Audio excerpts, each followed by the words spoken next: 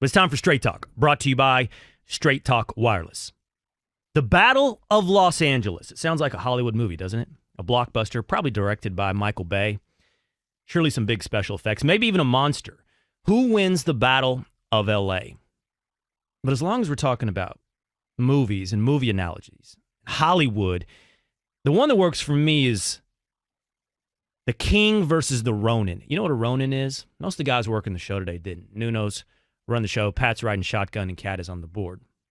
A Ronin was a samurai who didn't have a master. Either his master had fallen out of favor or on the wrong side of the law or lost his power. And his samurais, his guys, his soldiers, they were then rogue. They're able to do what they want. Take on empires, take on kings, take on dynasties. You got Ronan the Accuser in the Avengers movies. You got a movie that, I don't know what it was about. Tom Cruise, The Last Samurai. I mean, hell, I don't even know what that thing was about. There was a movie called Ronin with Robert De Niro, and he was some kind of secret agent, assassin over in Europe. And a Ronin, I think, is what Kawhi Leonard is. I mean, think about me. Maybe he's a secret agent. Nobody knew what the hell he was going to do, right? No NBA insider saw this coming. He's a virtual GM. He constructed this deal, not just going to the Clippers, but getting Paul George out of Oklahoma City, making his own deals, not limited to the free agent market, looking across the NBA landscape. Who cares about contracts? You got 3 years left? Come on, PG-13. Join me to take down yet another dynasty. It's the King, LeBron James, against the Ronin, Kawhi Leonard. And I'm taking the Ronin. I'm taking the Maverick. I'm taking the guy who has, and I think will again, take down dynasties. Let's start with this. Which team do you like better? Which roster? The Lakers or the Clippers? I heard Stephen A. Smith yesterday say that he thought the Lakers duo, LeBron James and Anthony Davis, was the best duo out of the two. It was better than Kawhi and PG-13, and I agree with that. In fact, yesterday on the Will Cain Show, I ranked my top 5 NBA duos. For what it's worth, it went something like this. After all the arguments were had, after all the hand-wringing and rebuttals and debate, at number 4, KD and Kyrie. And that's because of KD's Achilles injury and Kyrie's locker room presence. Brooklyn Nets got a nice duo, but it comes in 4th in this little debate. At number 3, Kawhi Leonard and Paul George. We need to see playoff P be playoff P. Before I put Paul George higher, I can't say Kawhi Leonard is going to carry this entire duo past what I know and what I've seen and what is proven and what has been the core of a dynasty, and that is at number 2, Steph and Clay. They've done it. I'm talking about what could be. I'll talk to you about what's been done. But at number 1, being somewhat inconsistent, and I acknowledge that, it is LeBron and AD. I agree with Stephen A. This is the best duo in the NBA. Versatile, 2 of the top 7 players in the league. But I don't think it's the best team. In the Battle of L.A., when I take the Clippers roster and the Lakers roster, I'm looking at a well-rounded, deeper, defensive juggernaut with a better coach in the Clippers. Think about this. You got, of course, Paul George, Kawhi Leonard, and Pat Beverly, who won't make eye contact with LeBron when he sees him in Las Vegas at the Summer League. Dude is locked in. And that's going to lock down some teams. You got Landry Shamet still. You got a second unit with Lou Williams and Harrell that can come off and run pick and rolls, and you got the better coaching staff. That against what? Yeah, I like Danny Green. I do. I like Kyle Kuzma. You know these guys? I know Danny Green had a nice season. You know these guys don't shoot the 3 that well? I mean, Danny Green last year, 45%, but it was below 38 in the years leading up to that. And the other guys are all under 38, closer to 35% shooting the 3, and that's what LeBron and AD are going to need. The point is, as far as rosters are concerned in this Battle of L.A., give me the Clippers. What? What's that? Really? Really, Nuno? I'm being told that perpetually incorrect, the wrongest guy on ESPN, somebody if you ever find yourself with in agreement, you need to revisit your premises, start over, and see how you got here. I'm being told that Ryan Hollins, former Los Angeles Clipper, agrees with me on Clippers versus Lakers. You look at this Lakers squad and you see that they're stacked, but you check out the Clippers and you start going, man, they got a little bit of everything. They've got a team. They've got a great bench. They've got the stars now, two of the greatest two-way players that we have ever seen play the forward position. I like to think, I'm going to throw out a name here, man. If you're going to look at Kawhi Leonard and Paul George, they're somewhere below Michael Jordan and above Scottie Pippen. Ryan Hollins agrees with me. I agree with Ryan Hollins. Let me take a couple steps back and reevaluate. Let me look back in the mirror. Am I sure that the Clippers have the better roster in the Battle of LA? This is a wrong side of the street to be walking down. This is the way you end up as a meme. This is the way you get it wrong. Unfortunately, a broken clock is right twice a day. And Ryan Hollins can get one right here and there. I think he's right. I think I'm right. I think as far as rosters are concerned, I'm going with the Clippers over the Lakers. But the real interesting thing is the king versus the rogue. The king versus the Ronin. Can he take down yet another empire? Kawhi Leonard has shown you who he can be. He's shown you what he can do. Kawhi Leonard takes down one dynasty in the Miami Heat, turns around, takes down another one in the Golden State Warriors, and then, just to put a cherry on top, takes down the entire concept of the super teams in the NBA. The whole thing. Takes it down. Look what we were on the verge of. We were on the verge of the extension of a foregone conclusion. We were on the verge of the idea that there's no unpredictability, no drama in the NBA. We're on the verge of knowing before the season start who was likely to win the title. We're on the verge of the Lakers super team. It would have gone, inherited from the Celtics, to the Heat, to the Warriors, to the Lakers. Kawhi Leonard, LeBron James, and Anthony Davis, give them it now. That's what we were on the verge of. But because Kawhi Leonard is not a follower, because Kawhi Leonard is not a joiner, because he doesn't want your super team, and why would he? He's taken down two. Because Kawhi Leonard is a creator, an assassin. Kawhi Anthony Leonard. Three names like any other assassin.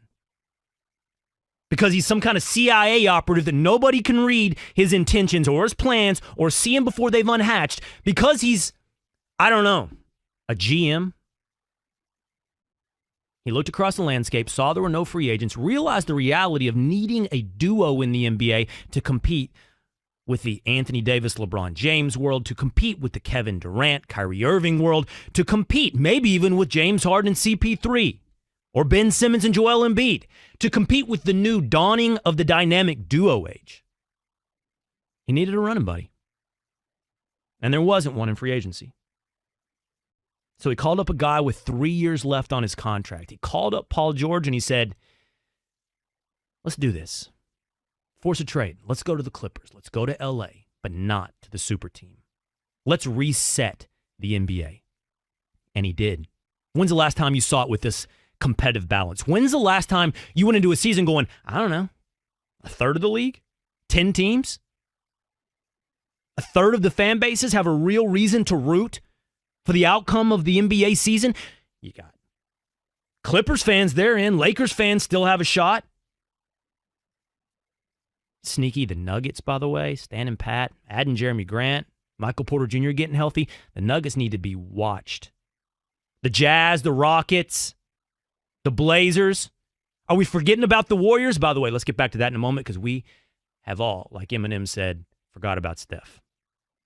And that's just the West. In the East, you could add the Bucks, the Sixers, the Celtics. That's 9 right there off the top of my head. That's 9 teams that you can make a good argument have a shot to win it all. And that's because of Kawhi. That's Kawhi's decision. That's Kawhi's GMing. That's Kawhi killing the super team era. You know who was into this? You know who is even more extreme than Kawhi? You know what I really like? I like Dame. See Damian Lillard the other day at Summer League talking about everything that's going on, everybody joining up, super teams. Even more radical than Kawhi Leonard. Dame said, I'm not into this, man. I guess I'm old school.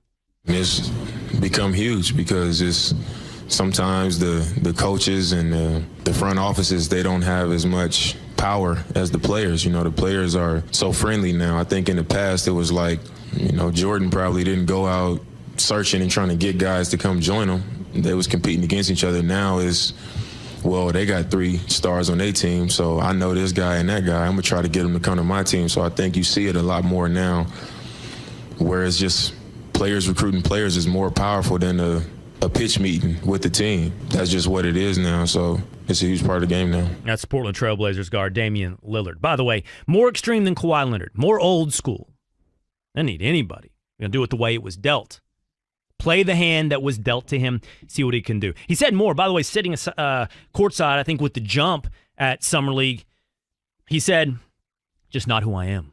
I'm not a team-up type of person. You know what I'm saying? I've said it in the past, like I would almost just rather, if I'm going to lose trying to do it the way I'm doing it, I can live with that knowing that I really mean that. Well, that's what I prefer. But you ain't just say it, you lived it. Yeah, like that's really how I feel. Yeah. So, like, I don't think there's nothing wrong with what guys are doing. You know, when I see it, I kind of get excited about the challenge of it. I like it Damian Lillard's way the best. I like Kobe with the Lakers for 20 years. I like Dirk with the Mavericks for 20 years. I like Duncan with the Spurs for almost 20 years. I like allegiances. I like depth of connection. I like loyalty. I like being able to invest in a team. That's how I do it. My fandom, and I'm honest with you, Will Cain here filling in for Stephen A. You can normally catch me 3 to 6 Eastern on the Will Cain Show. I'm honest with you, man. I'm a fan. Anybody that's seen me on First Take or my own show knows, look, I'm Dallas. I was born and raised outside of Dallas. So that's what I was given. That was my birthright.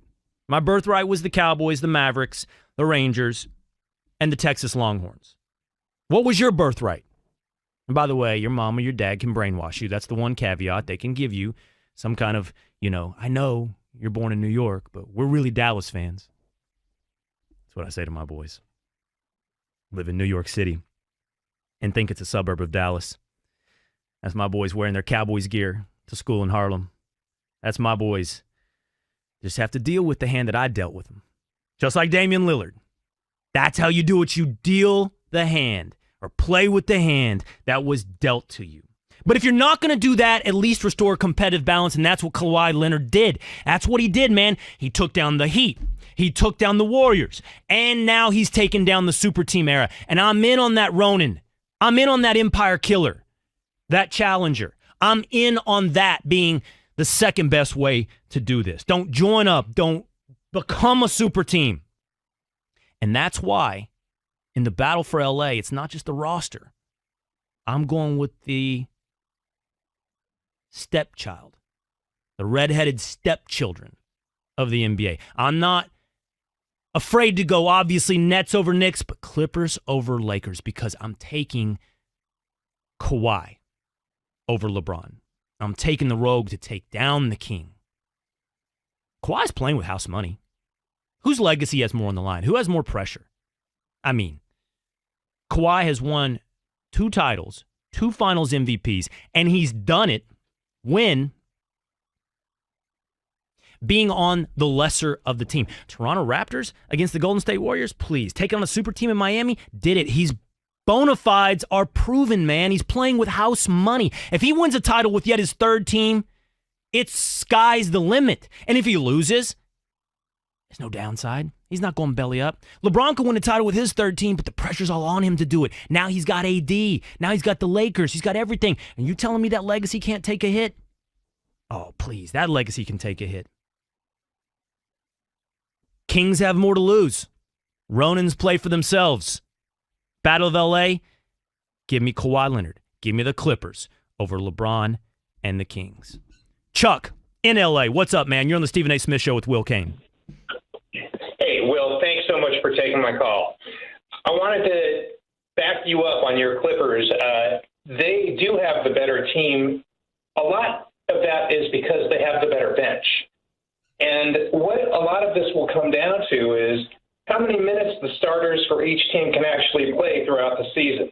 Because we know Kawhi's not going to play 82. We know LeBron's not going to play 82.